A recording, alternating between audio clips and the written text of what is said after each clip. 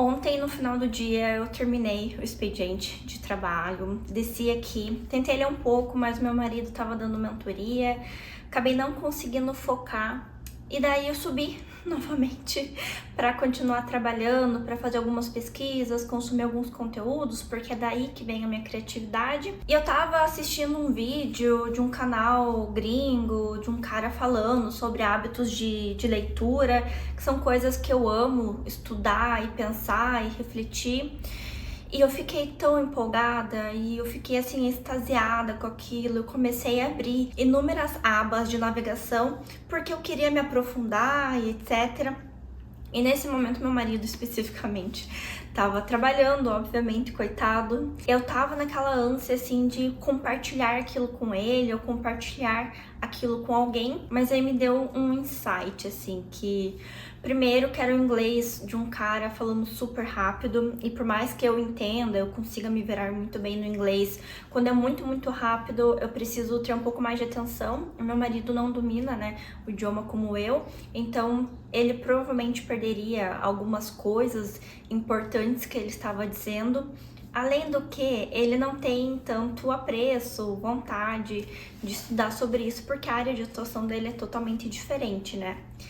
E aí, isso me fez pensar muito que, por mais que ele tivesse interesse, tivesse o conhecimento no idioma para conseguir dominar igual ou mais do que eu até, eu fiquei com aquela sensação de que, mesmo que isso acontecesse, ele não conseguiria ter a mesma experiência que eu.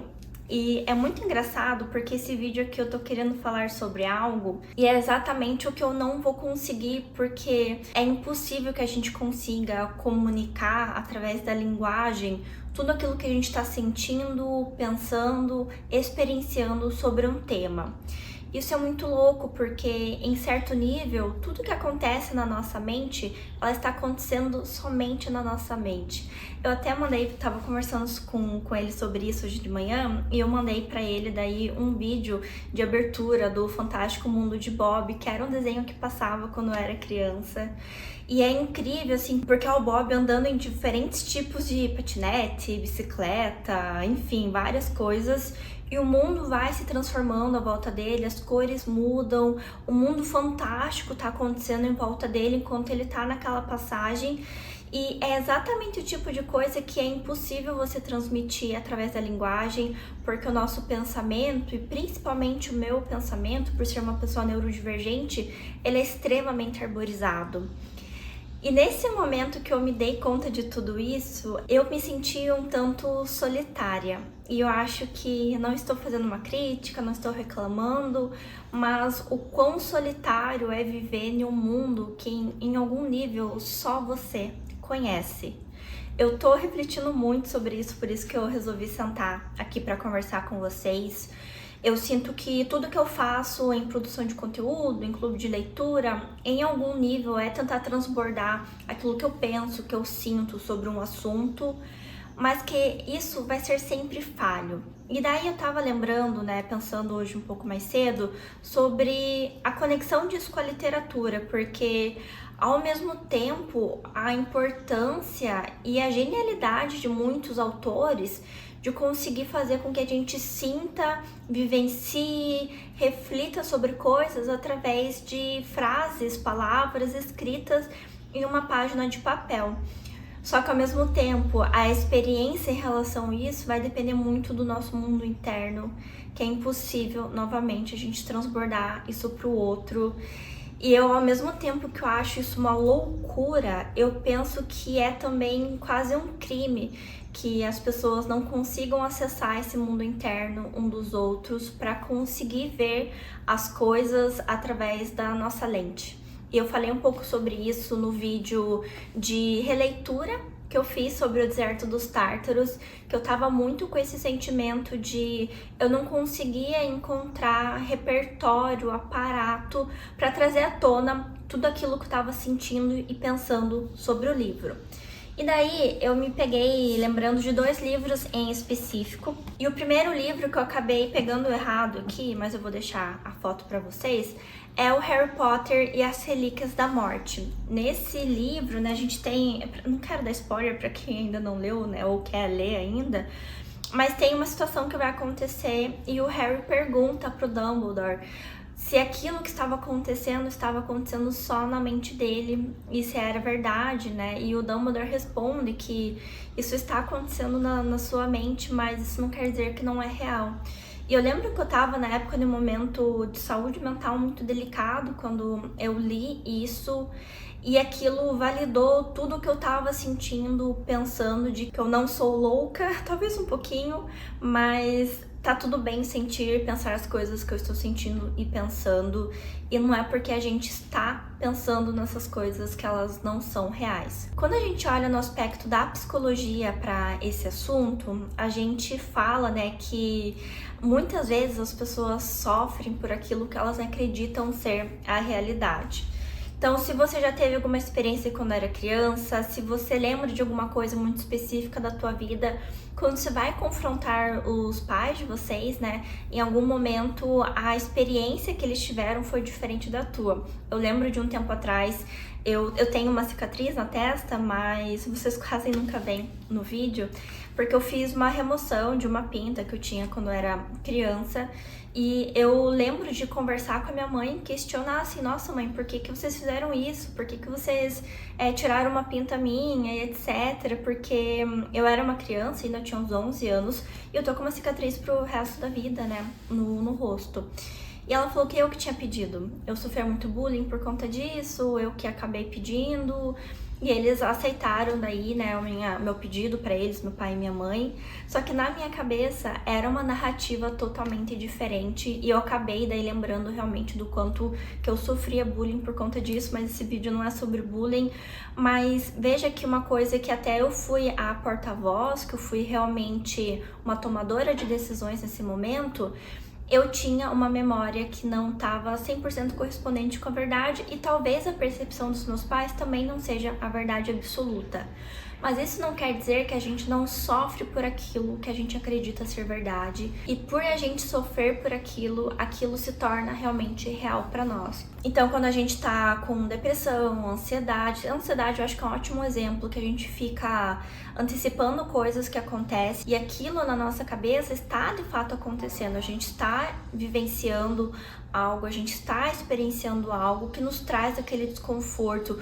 O simples fato da gente imaginar já é suficiente pra gente, como se a gente realmente estivesse vivendo, como a gente lê livros e a gente se compadece de personagens, a gente chora, a gente ri, é como se em algum nível a gente estivesse vivendo aquilo. Óbvio que a vivência real, né, física, ela é muito diferente, mas isso desencadeia neurotransmissores, circuitos neurais na nossa cabeça. Isso mostra que são sofrimentos reais que a gente passa. E outro aspecto que a gente pode pensar são as crenças limitantes. Elas são muito estudadas na TCC, que é a terapia cognitiva comportamental, que é sobre aquelas crenças que a gente tem sobre nós, né? Seja a crença de desvalor, de desamor, enfim, várias aí que a gente pode estudar. Pegando como exemplo, né, a do desvalor é quando você sente que você não tem valor, que você não é inteligente, que você não tem capacidade, que você precisa de muita validação das pessoas. Isso são verdades, são crenças que você assume como verdade sobre a tua própria vida. E novamente, isso está acontecendo na sua cabeça e não quer dizer que ela é uma verdade absoluta, objetiva. Não é algo palpável que realmente você não tem valor. Mas é toda essa narrativa que é construída na sua mente. Então isso vai se conectar com aquele meu sentimento de ontem à noite, de eu estar me sentindo sozinha dentro de todo esse universo que a minha cabeça cria. E é muito importante a gente ser guardião desse mundo interno para que a gente não acabe tendo sentimentos que não são correspondentes com aquilo que é a verdade, porque idealmente a gente deveria viver mais próximo da realidade possível. Nem sempre a gente consegue, porque a nossa mente ela é dotada de imaginação, de sentimentos, de estímulos, e é muito fácil a gente então criar verdades para nós e assumi-las, né, realmente como verdades.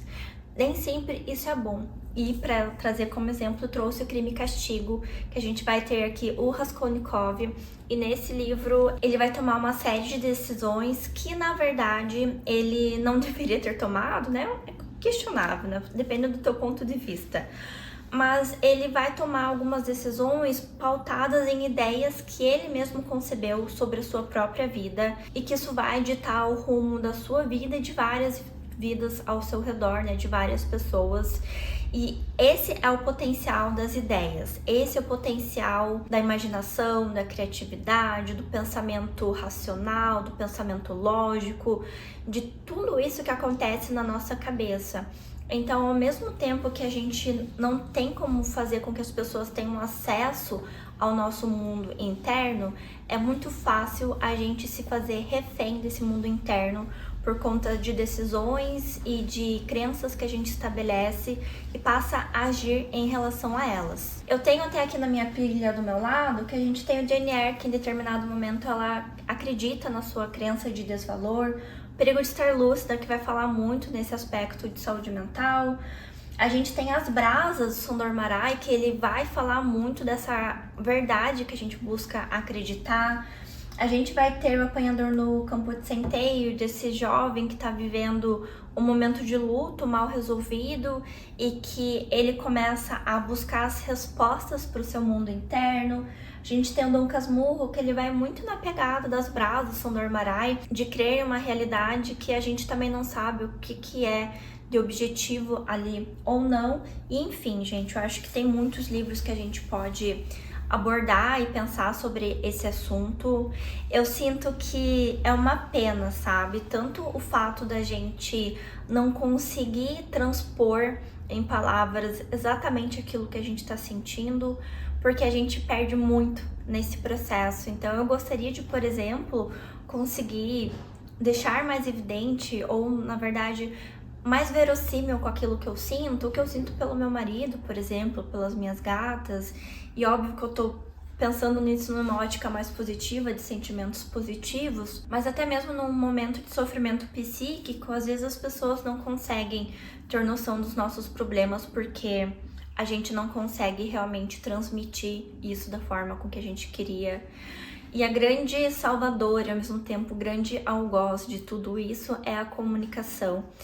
E eu vejo que a gente contorna muito disso com a literatura consegue nos munir de ferramentas para contornar tudo isso, desde que a gente não tome decisões como Raskolnikov, de Crime e Castigo, Bentinho, de Capitu, ou até mesmo dos personagens ali do Sandor Marai, que acabam tendo algumas decisões que também eu acho que não são as mais adequadas.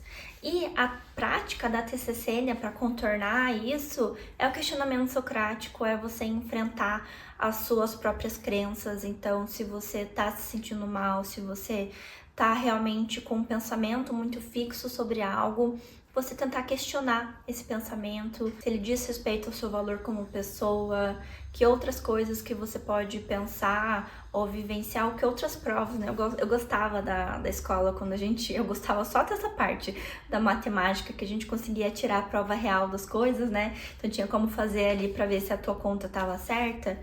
Então, como que a gente consegue tirar a prova real desse pensamento, desse sentimento? Mas fica ainda aqui o meu leve incômodo de conter tantas coisas na minha cabeça e eu ficar com esse universo, com a minha imaginação empolvorosa, e eu gostaria de conseguir transmitir um pouquinho mais de acordo com a minha realidade interna, aquilo que eu penso, aquilo que eu sinto. E esse foi mais um vídeo tentando fazer isso, tendo a absoluta certeza que eu falhei nesse processo, mas que tudo bem, isso faz parte de quem nós somos como seres humanos. Se você assistiu até aqui, meu muito obrigada. Agradeço como sempre os membros da Biblioteca Secreta que fazem a diferença no meu dia a dia. No dia 20 de janeiro, agora a gente vai começar a leitura do Hobbit na Biblioteca Secreta. Para participar, basta assinar a área de membros a partir do nível 2 e eu espero te ver no próximo vídeo aqui do canal.